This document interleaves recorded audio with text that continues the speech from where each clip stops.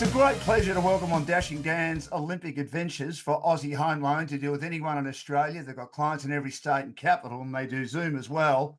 One of the great sports broadcasters of all time. I've been lucky enough to work with this man for a long time at the ABC, and he has called absolutely everything at a very high level, including, I think, one of the hardest sports you could possibly call, which is gridiron or NFL American football. He's called a few Super Bowls now, and he has earned the right and thoroughly deserved to be the Channel 9 commentator for the athletics at the Olympic Games, the host broadcaster. It is, of course, the incomparable Gerard Whateley. Gerard, really appreciate your time and a very busy time for you. Thanks for joining us. Dan, that's very kind. It's lovely to be with you to talk a bit of sport and to focus in on the Olympics. What an exciting couple of weeks ahead. I bet you can't wait. Yeah, I can't. So I've had a long time to think about it, and it's the best research assignment I've done in years. And so I've totally immersed myself in it. I can't wait to get on the ground. The Stade de France I haven't been to before, so it's one of the iconic stadiums of the world. And then the athletics world I just feel like it's been amplified like rarely before. There's an ambition within the sport. It's held by the athletes themselves. And then the formers, like somebody like Michael Johnson, they want to make this mainstream in a way that the NBA and the NFL is in America. And just watching the Diamond League on Saturday night, and there's 60,000 in London to see it. What a precursor that is to every session that we'll get in Paris. You think they can make it as big a sport as Michael Johnson has said they want to make it? I think they could. They can. This is sort of the big test, is the Netflix series makes them mainstream, and we've seen what that can do for Formula One and the like, and it was excellent. It amplifies a few of the big personalities, including Sha'Carri Richardson and Noah Lyles, and that's the way into American culture, and to pit the US against the Jamaicans in particular in a sprinting sphere. And then I think, so if they have a great games, and I think this has the potential to be a great track meet, and then what can they spin off the back of that? I don't think it's a great stretch to see a world where somewhere in the US in prime time there's a 100-meter sprint, winner take all, $1 million prize, that sort of thing. So I feel like we've had the age of prize fighting. I reckon we're about to enter the age of prize racing, and it seems to appeal to those who are doing it. And it's just so spectacular. I thought Netflix did a great job with Sprint to put it into the mainstream, to put it into the consciousness of sports fans who don't follow track and field. And so if they get the bump and then Paris is spectacular on the track, then yes, I think it could really open the world up. So you're in favour of, in 2028, of athletics going first ahead of swimming, or are you still a traditionalist like I am, that swimming should be first before athletics because that's what we're used to? Yes, probably. It's a bit jarring to hear it, but then you see why and what they're going to do at SoFi, so that's the best sports stadium I've ever been to, SoFi. Yeah. So can you imagine what it'll be like to put the pool in there with 40,000? So that's quite stunning. So I get why. I don't think it's the natural course of things. The track brings the Olympics to its climax, but the Americans have a way, is they'll make a big pop on day one, starting at the track and with all that they do. So no, I think the preference is the other way around, but for the sheer spectacle of what LA is going to try to do, I understand the concession. The great Gerard Whateley, who will be broadcasting the athletics with Tamsyn Lewis, Michael Johnson, Dave Colbert for Channel 9 at the Olympic Games, has been good enough to join me on Dashing Dan's Olympic Adventures for Aussie Home Loans. Just before we look at all the research you've done and who you think might go well and how the opportunity came about, a great colleague of ours who we knew really well and one of the great athletics commentators of all time from the ABC, and I didn't know that he was even ill till you told me, so I really appreciate getting the message, even though it was sad. David Thirsty Morrow passed away. Inspiration to us all, Gerard. He was, Dan. He was a great man to work with. I feel like his character matched his voice. He was booming, he was enveloping, he was welcoming.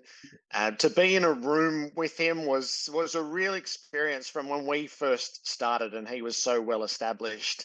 And the So I worked with him most closely, obviously, during spring carnivals and at Olympics. And he's been in my thoughts a lot because in Beijing, I shadowed Thirsty for half of the athletics program, and I was over his right shoulder when he called Usain Bolt to win the 100, which was the most audacious, spectacular thing that most of us had ever witnessed.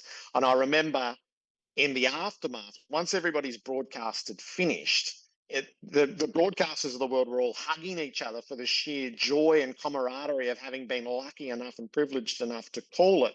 So, yeah, as he guided me through a lot there, which was a little bit of a down payment on what might be one day, and that day's now not too far away. So I'd been thinking about him a lot.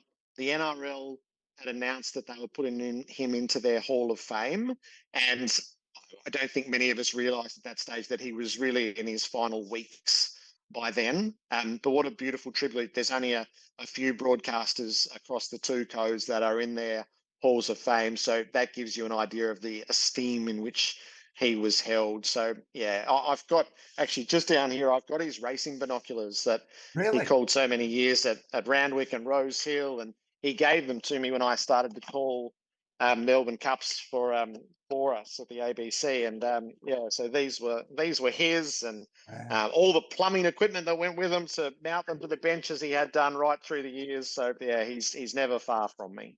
I always remember in 2012 when he called Australia battle a bit early on in those Olympic Games, and I think I called a couple of sailing goals. Drew called Anna Mears winning goals, Yeah, and yeah, he called Sally Pearson winning goal, all on the same day. As you know, Gerard, I couldn't keep up with those two gentlemen when they decided to have a night out. I think they had yes, 4 drinks in front of him one night, or that night, that Sally Pearson won gold. And I'm thinking, well, Sally's won the gold, but for Dave, it was like he won the gold. He was so excited, wasn't he?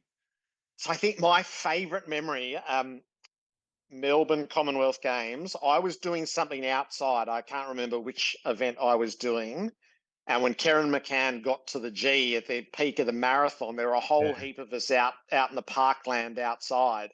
Maybe I must have covered one of the legs, one of the portions when they were coming through. So I was out near St Kilda Road in the gardens there and had a radio, and just people gathered round to listen to his call as she entered the stadium. And that's a moment that resonates for all sorts of tragic reasons now, but it was a huge unifier during that games. And we lived that through his voice. And it's funny, was once you've lived it through the radio commentary, the television's never quite the same. Is it the theatre of the mind that he could so beautifully capture? Gerard Whateley is with me for Dashing Dan's Olympic Adventures for Aussie Home Loans. Areas of expertise for Aussie Home Loans include purchasing a property, owner-occupied or investment, plus first home buyers, equipment loans, car loans, and personal loans. You touched on the radio. How different are you going to have to call some of the athletics events compared to radio, Gerard, as you won't have to paint the picture so much? Or do you just do what Dennis Cometti used to do, calling footy? He called it the same way. It's probably a question I'll best be able to answer in hindsight, Dan. So I've called a little bit of athletics for the radio, but not very much. Hmm. And so I've sort of spent the whole year thinking through a style and practicing whilst calling events on the telly. So it'll be a blend, I think. There's still that element of race calling to it.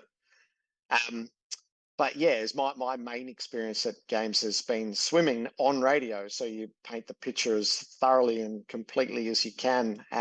Yeah, so I'm so looking forward to it on every front, and the challenge of it, and then how you end up doing it.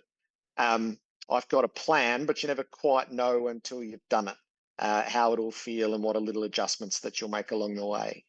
I think a long way out, Gerard, everyone was thinking, I wonder who's going to call the athletics for Channel 9. Were you even thinking that, let's say, 2 or 3 years ago, but before you knew that you might have been a chance of doing it? Were you thinking, I'd love to No, do it, no. but I haven't heard anything?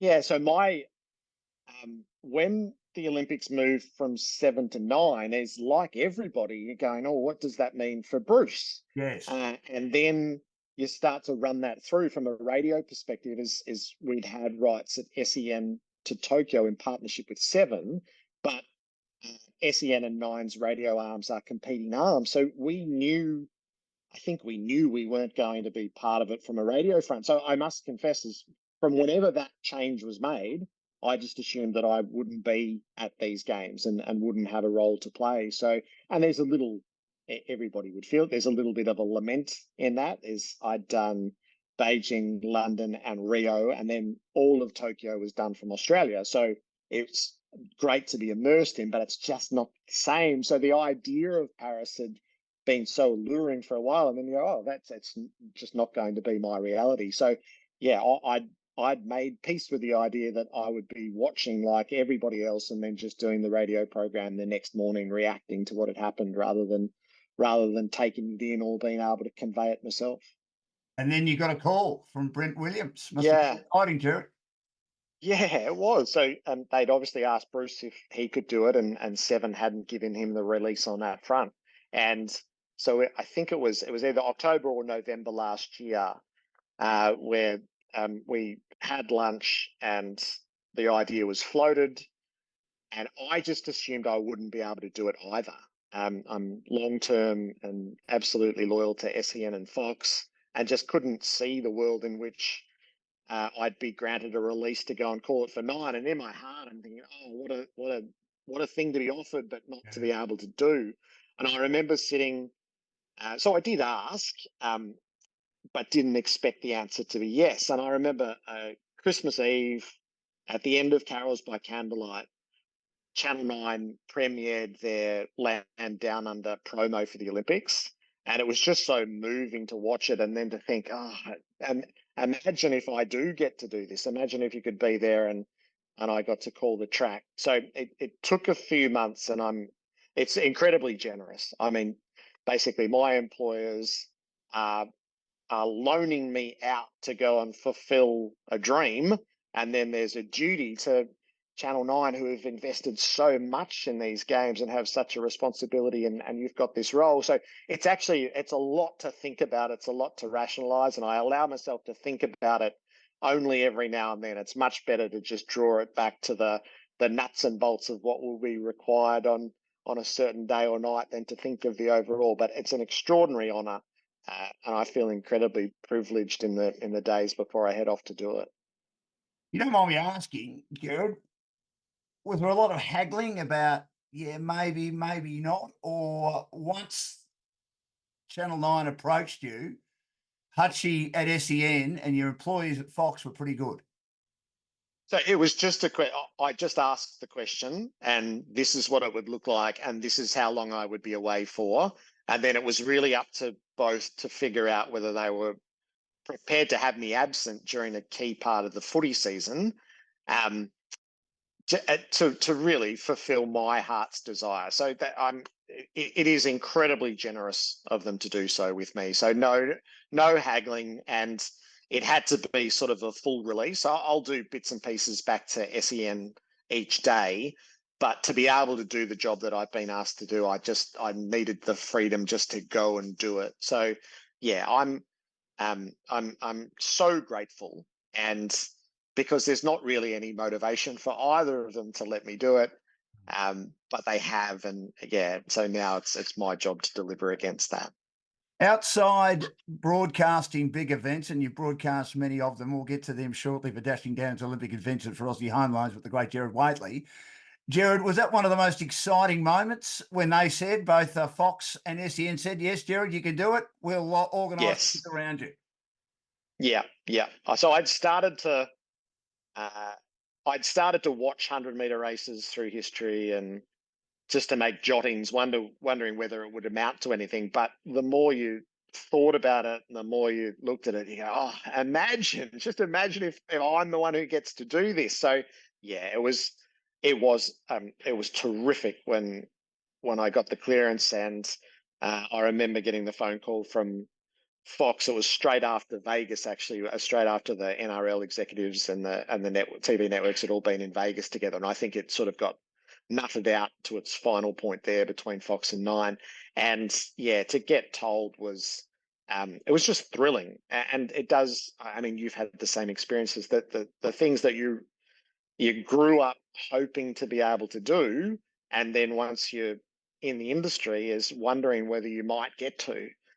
So same experiences. I might have, first Melbourne Cup, first Grand Final, all those sorts of things, and the sheer nerves and the terror that go with them, but the pure excitement of going, this is what I wanted to do when I was 10, and I'll get to sit there and do it. And I'm sure once it's done, and hopefully it goes well, is there'll be sort of that, oh wow, what a thing to be a part of. Are you feeling nervous or Yeah. excited or both? Everything. Yep. I feel everything. So I probably have just the smallest affinity with the athletes who have dedicated themselves for so long to it. And there's there's a natural nervousness, which I always think that the nervousness shows that you care. There's a degree of anxiety that goes with that. There's sheer excitement, and then there's the work. And I always think the work's the best part. So the past sort of 8 or 9 months has just been it's been brilliant to do, and then you're trying to bring all of that to life to do justice to those who are there, and then to bring all of that work to life. So yeah, I feel every emotion that there is, and I think about, I suppose you don't know until you're there, but when I take my seat in the Stade de France in our broadcast booth for the first time, and then on the night that you walk in for the 100, I've been there as an observer, but I haven't been there as a caller. Yeah, I imagine you wouldn't be human if you didn't feel a degree of nerves towards it. Other erstwhile colleagues, I mean, Glenn Mitchell, he taught me to over-prepare. You've always said you've been an over-preparer. I like to think I've been an over-preparer. You just get so much information. It's been a labour of love, Gerard, though, hasn't it? I mean, it's not like studying for an Yeah. exam or a history or politics or physics or maths exam. It's not bad to be learning about the history of athletics.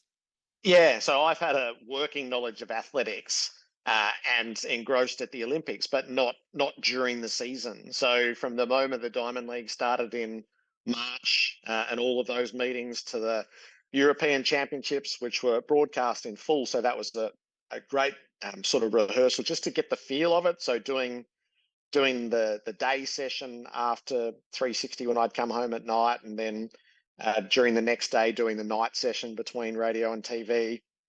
And it clashed with the Hall of Fame. So I got halfway through the European Championships. So if it was 6 days, I was up to day 4, and I just had to put it away for a week and tried to avoid everything that I could, and then came back to it a week later and just straight back into the immersion of 3-hour sessions and watching all the heats and doing the phantom calling and that sort of thing. So yeah, great project.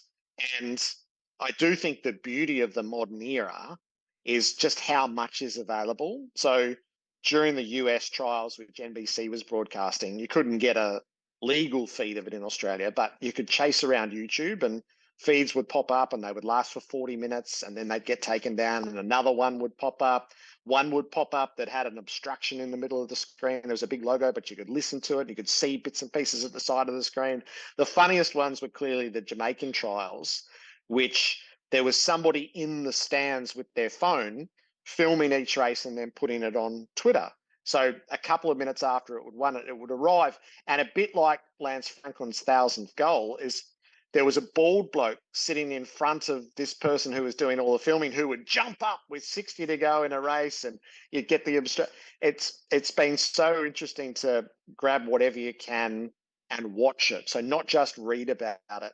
And that goes back in time. So I've watched everything from the cycle that runs, what does it run? Rio, London, Doha, Tokyo, Budapest, Eugene, Budapest. So all those races are there, and they're almost all there in full.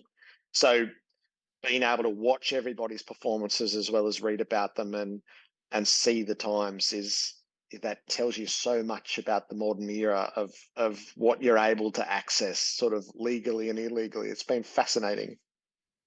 I'm sure Channel 9, I was a chance of going to one of the games for Channel 7, didn't quite get there, but they said when we were negotiating that you would have people as producers and researchers to help you.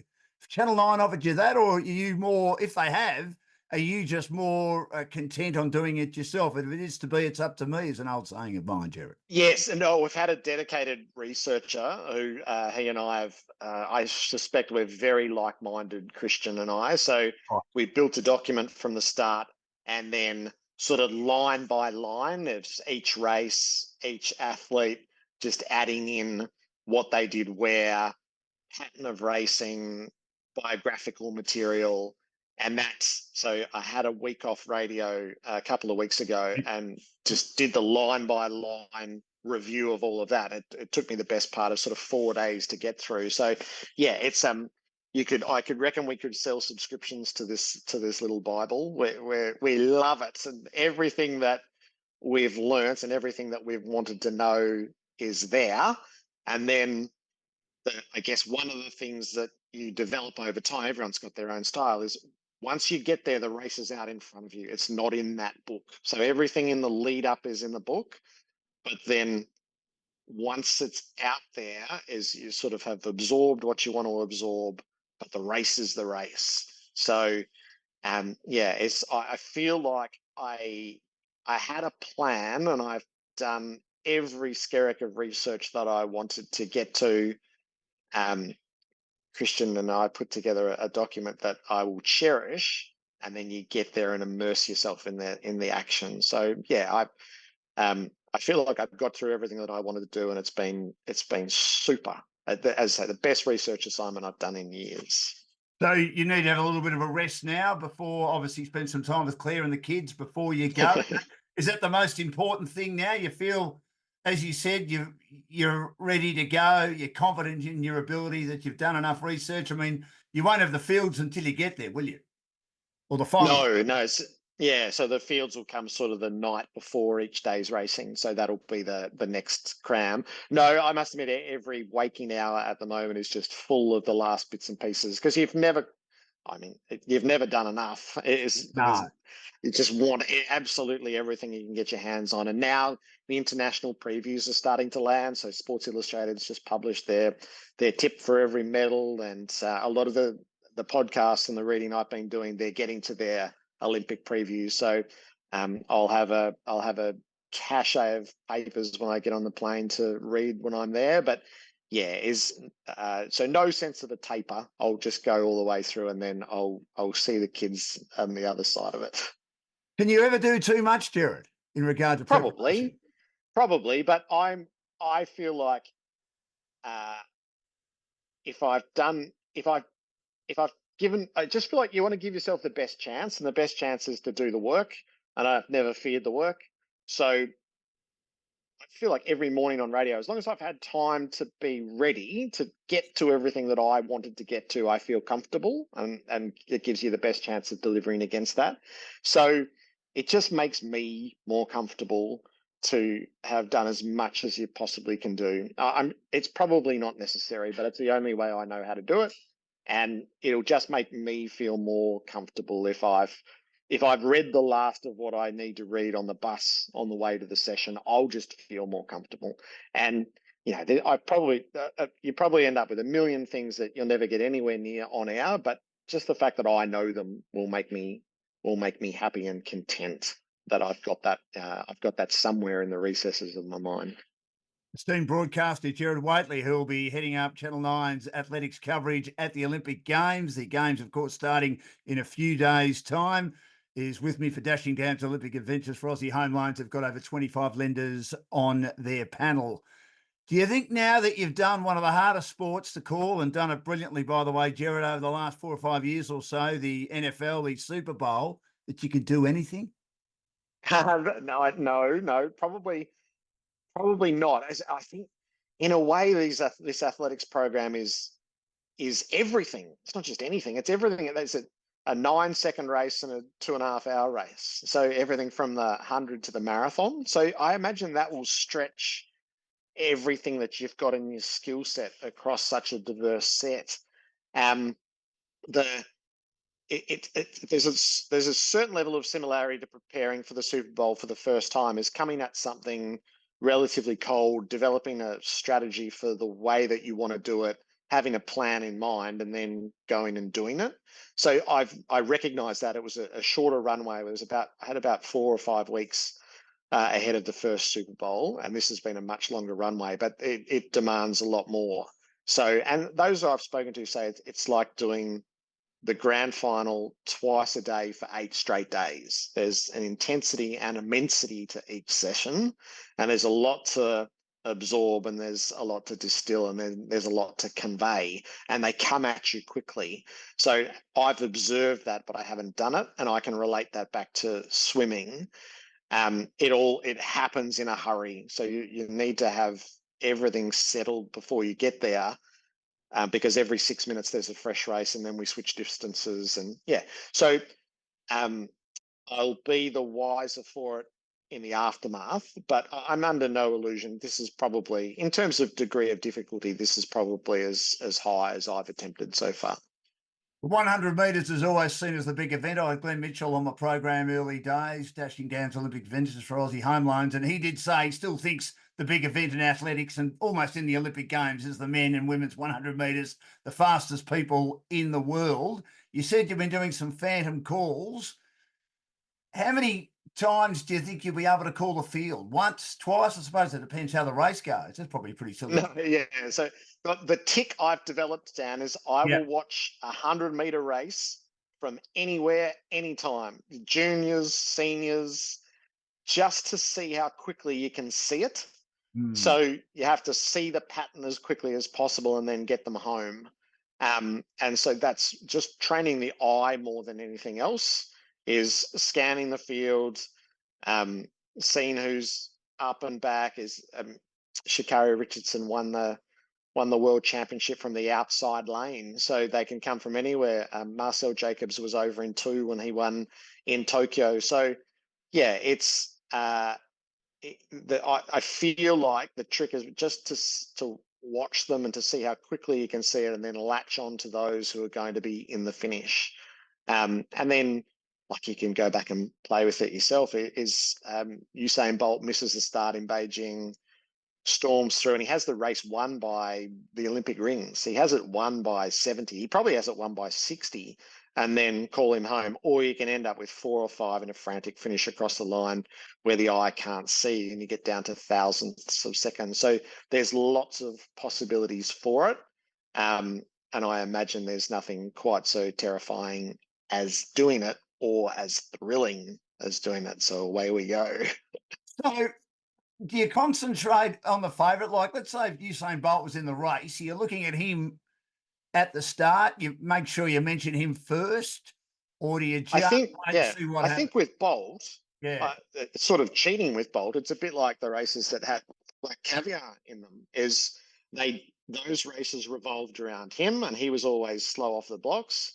So there's a couple that would beat him out, and then he would rise and balance, and then they would measure whether he stormed through, and he inevitably did. So, for the certainty of having Usain Bolt in the race is that this year, this season has been all over the place with the 100 early, and then Noah Lyles, who's the reigning world championship, sort of sorted himself out. But just when it looked like it would be Lyles's time, is the last man onto the scene is Keishane Thompson, who has run the fastest time in the world. He did that in the Jamaican trials. He's roared to the front of everybody's thinking. So he's not as seasoned as Lyles, but he's faster than him at the moment. Lyles just ran his PB in London. So I think there'll be, depending on how they all go through the rounds, there'll be the temptation to look at Lyles and Thompson together as a starting point. And then there's a lot of possibilities outside of that. Tobogo, Curley, Benarek. I don't know whether Jacobs, the defending champion, makes it or not. There's Oblique Seville's the second of the Jamaicans as well, who's beaten Lyles this season. So yeah, it'll be interesting to see how they frame up in the heats and the semis.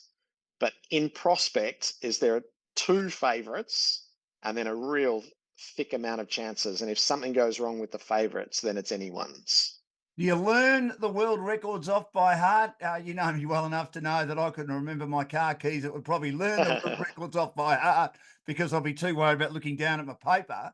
Do you do that, or you'll have it right at your tip if required, if you know it's going to be a world record or a national record or an Olympic record, etc.? So that they'll flash. The easy answer to that is that they'll flash up. So as soon as the time is confirmed, it will have WR next to it. So it's an instantaneous piece of information. And they make sometimes you get a 1/1000th of a second adjustment from the first time that flashes to the official time. But yeah, so I'll have a lot in front of me, including, like, for the Australians, you want PBs and national records are the most important measures, I think. So you'll want those handy. But if they break the world record in the 100, the whole world will know at the same time, and it'll flash gaudily on the screen, and we'll all react as such. Gerard Whateley's with me on Dashing Down's Olympic Adventures for Aussie Home Loans. Their areas of expertise include refinancing, debt consolidation, and also cash out construction and car loans and personal loans. And they've got over 25 lenders on their panel. You've caught a lot of horse racing. You've caught a lot of big races. I always remember Bruce, and I interviewed Debbie Flintoff-King as part of my program earlier on. And of course, Bruce didn't quite get her winning in 1988. And I think he still shakes his head about that. Having caught a lot of horse racing, Gerard, will that help you if you get, particularly in the 100 metres or 200 or 400 metres, if they hit the line together, you'll be able to pick it? It might. Yeah, a little bit depends on the angle that you get at the stadium. So I guess the easiest answer to that is if you've called for enough years from your box at Flemington, you get to learn the angle of it, and everyone's angle is a little bit different. We'll drop into that box, and the hundreds on night 2 for the men. So I'm not sure is the short answer. And some of the races we've been watching, when it gets to 1 or 2 thousandths of a second, it becomes about the lunge and which part of the torso gets the line first. So sometimes it's very difficult to split them because you don't actually know what you're splitting. So yeah, that will be really interesting to learn and to live through. And then sometimes I think, Dan, is you have to know when you can't see it. So just some finishes are too tight for the naked eye. So I think my feeling is don't impose yourself on those ones, because the drama is then in the next 10 seconds while we wait to find out. And I think, so with Sally Pearson's wait was 24 seconds or something like that. She ran the race and then had to wait 20 or 30 seconds to find out whether she'd won it or not. Is that you almost don't want to spoil the tension of that piece either, because that's a part of the race. And I remember the Melbourne Cup that had Dunedin and Red Cadeau, and I reckon the judge sensed the theatre of it, and he just held the result back. And just the tension of going, so the race is finished and we still don't know, and we still don't know, and we still don't know. And we'd had a look at a replay before they posted the photo. But the theatre in that was immense. While we just didn't know which way it had landed. So yeah, I think that there's a sense of you either see it or you don't. But then not to fear that the next layer of drama is in that, well, who's going to get this? Well, that was the same with Debbie Flintoff-King. I mean, mind you, I still think it's one of the great calls. Don't think, not sure. It'll go down as one of the, Bruce has had many great calls, as you know, Gerard. He's one of the all-time greats. And I still thought it was a great call, as I said. But there was a long wait for that as well. Oh, yeah. So I'm interested to know what the processes will be in Paris. Like how quickly are they going to build the sense of drama, or how instantaneously are they going to get results? I think Sally Pearson would tell you she would like the result quicker than what they were doing in her race. So technology gets better and better, and watching the Diamond Leagues is to how many seconds you have to wait to get a result. But yeah, I think it adds to the folklore of it, particularly if it's true. If they is there anything in sport more thrilling when they hit the line together? So in a way, it's doing justice to that as well. And 75 Australian athletes, which is fantastic. They've just done well in a recent Diamond League event. Jess Hull is seen as a big chance. Yeah. You mentioned this morning on your program when Nathan Buckley, I thought that was brilliant, was trying to compare AFL footballers with athletes. I thought it was fantastic the way he's interviewing you. And you talked about Claudia Hollingsworth, and reading that great article, how confident is she? Where Craig Monson, Yeah. the coach, has said, oh, well, you'll be right for LA and Brisbane. No, Craig, I'm going to Paris, and she's there. And we've got some good chances, haven't we? Especially in the middle Yeah. long distance events. And we've got the makings of a team that's going to take us through LA, and the culmination of it will be Brisbane. So Claudia Hollingsworth's race is so interesting. That's the 800. It was quinelled by a pair of teenagers in Tokyo. So the favourite was so a thing Mo has missed. She fell in the US trial. She was the gold medalist. And Keely Hodgkinson was the silver medalist from Great Britain. She will be the favourite for sure. But we've had two teenagers, Cornella at the last time it was run, and Hollingsworth comes at it as a teenager now, and she's got great ambitions and she's made great strides. So how exciting to see her first step in the Olympic sphere. I think Tori Lewis is the same. So Tori's in the 200. She beat Sha'Carri Richardson right at the start of the Diamond League season from an outside lane. She's Australia's fastest woman ever. She's going to have a great career. So I think she feels like making the semi-final would be the first big step for her. Jess Hull has now emerged as Australia's best medal chance. So she's a perennial in these big finals in the 1500, but she had a week on the Diamond League circuit where she mesmerizingly chased Faith Kipyegon to a world record and then set her own world record 5 days later in the 2K. And listening to the international media talk about how Jess is now soared in their estimation. So I think that's the best guide. It's not jingoism. This is how the world is viewing Jess Hull now. This is her time. She's ready. She's at the peak of her power. She's at the right age. She is in an event where Faith Kipyegon is the greatest ever, and she's attempting the Bolt feat to win the 3 golds in consecutive games. But she's just tested her 1,300 meters of the way. So she's the last individual event on the track. So Australia, we're going to go right through the program, counting down to Jess Hull at the end. So what a climax that is. And watching those 2 races is to feel like she's a medal chance. Ollie Hoare just won the mile race at the London Diamond League. He's the gold medalist from the Commonwealth Games in a proper race. So there's great depth in the men's 800, 1500, women's 800, 1500. So I can't wait to see how this team performs for what they do now and for what might light the way for the future. And that's just to mention a few, is the dedication it takes to get to this moment, and each layer has its own level of success, is to go well in a heat, to run a PB, to get a national record. It may or may not mean a semi-final. It may or may not mean a final, but just to do justice to the feats separate to just measuring in medals. I'm really excited to see them and to get to know their deeds. And it's been a privilege to learn their stories in the lead up. As you said, Jess Hull's a big chance. She's not till the very end of the track events before the marathons. How do we ensure that we don't sort of put too much pressure on her? Or do you think that she'll know that there will be pressure on her because her form's been so good and you don't get too excited? You've just virtually said, okay, PB be great. If she gets a medal, fantastic. But if she doesn't, it's not the end of the world, is it? No. So I hope I hope the Olympians feel that we're at their shoulders, not on their backs. So I thought Cadel Evans always had a great way of framing that. It's less about putting pressure on to get a result and more about the building up of hope.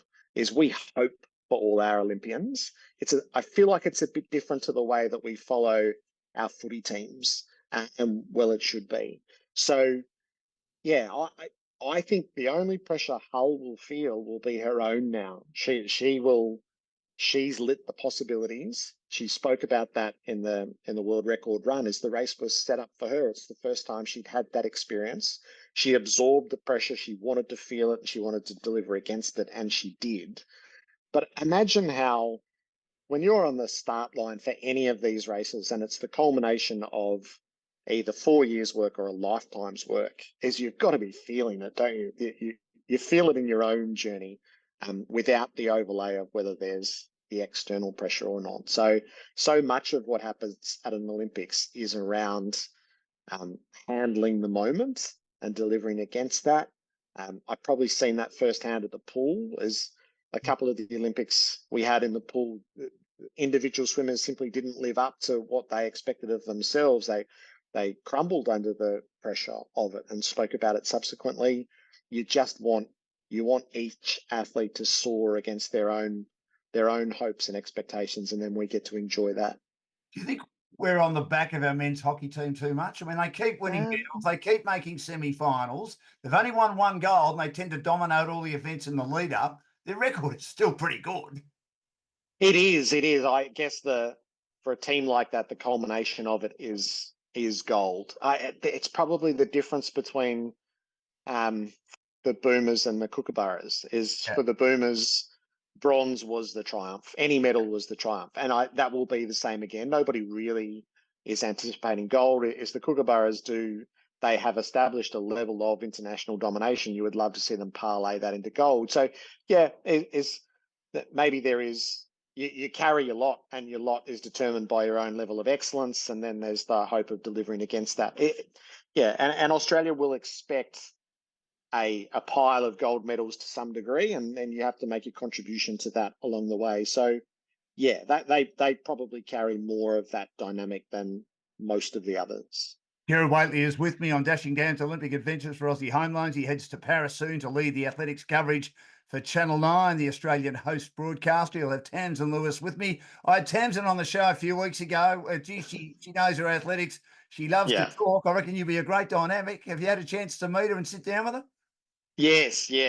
So I know Tamsyn relatively well through the Olympic circuit previously. I'm so privileged to get to sit next to her, and she does. She knows them all. She knows each of them individually. She knows their backstory. She's brilliant at being able to convey that. So by the end of the broadcast, she makes you feel like you know our athletes.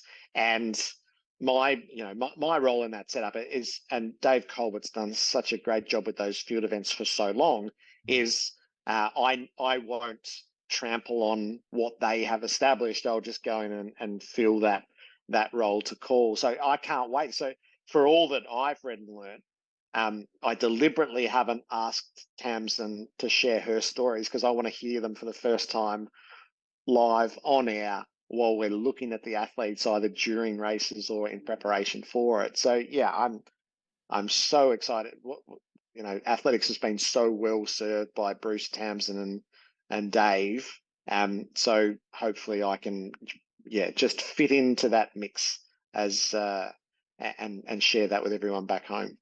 You're good mates with Bruce. Have you had a chance to have a chat to him? What's the best piece of advice you've had from the great man, Gerard, in the lead up to So we have spoken about it, but that's the one bit I'll keep private Fair for enough. the moment. Fair enough, Gerard. No, I'm sorry I asked you, but no, don't be sorry. He's always been very generous with me. So yeah, I'll keep that part of it private. Absolutely. Now, can I ask you about the marathon? The women's marathon has been a little bit controversial, and I'm not sort of laughing. I'm sort of laughing nervously for Lisa Waitman. Do you think, and I've had Steve Monaghetti on the program, and he ratified the selection of the women's team, which didn't include Lisa Waitman, despite the fact she had a better time than Jess Tringove, or Jess Stenson, as she's now known, having just come back after the birth of her second child, and she ran really well, that we should have, in the lead up to the Olympic Games, maybe 20 of our best marathon runners in the men and the women's areas race against each other, and the top three make the team? Do you think that's the best way of doing it in future Olympic Games? Yeah, I don't, but I don't want to put myself across as any authority on this. Australia doesn't. We don't have the dynamic and the depth to be able to do what we watch from the US. Where in some of those events in the US, the first 6 over the line would all make the final, but there's only 3 places. We don't have that. So salute to all of our marathon runners is that there were 6 who got the time. That's absolutely brilliant. And then you have to make a subjective call. But I actually think it would be counterproductive to make them all run a marathon against each other. Is in the qualifying periods that are set up, it's much better to allow each to choose their moment to go after their time, and then you have to trust your selectors. So I don't have an opinion either way, outside of clearly Jess's gold medal at the Commonwealth Games carried weight. And once you're on the top step of a podium in a major race like that, I completely understand why that would hold sway. But yeah, um, the idea of runoffs works for swimming, because if you think about that 100 meters freestyle in the women's, that's the same US dynamic. Is 5 of those women could have been on the blocks in the final, but that's just not how it. So the runoff there works, but that's not quite. I think it would be counterproductive for athletics. It would be hard to get the right time to stage it, and there's not quite the depth there, and you could accidentally miss out on one of your key performers. Whereas in swimming, if somebody gets supplanted, it's by a superior performer, likely for the games, not just in a singular moment. It's going to be a fascinating race, isn't it? Because they've all got wonderful stories, our men and Yeah. women marathon runners. I mean, look at Sinead Diver at the age of 47. Look at Jen Gregson. She was a steeplechaser. She got badly injured at the last Olympic Games, went off, had a child, decided, oh, well, I'll become a marathon runner. And Yeah. of course, you got the story with Jess Stenson, as I say, not long ago, having a second child and coming back, running a marathon and being in the team, and the men with Brett Robinson and Patrick Kiernan and Liam Adams, all magnificent performers in their own right as well. Yeah, so Tiernan and Gregson were the two heartbreaking stories of Tokyo, weren't they? Is Tiernan rode the pace on the 10,000 and collapsed at the top of the straight, courageously dragged himself to the line, which was one of those lasting images from the games. And then Gregson tears her Achilles. And I remember we interviewed her the morning after. Her husband was doing, he was our man on the spot, and to share in the trauma of that at the time and everything that goes into it, and then being wheeled off the track in a wheelchair and taken for surgery in the aftermath. That's not the Olympic dream, is it? So it's beautiful to see them both in a different event. I mean, you've done it. I haven't run a marathon. Is the courage involved in it at any level, and then when you're prepared to put yourself out there at the Olympic level, these are the events where if you run 20 something, that is a monumental triumph. So just making sure that it's couched in the right way is, yes, the medalists will be hailed, but the Australian performers there's a tier of success in there. And I spoke to Jess. It was just a few weeks ago, and Yes. she was still breastfeeding.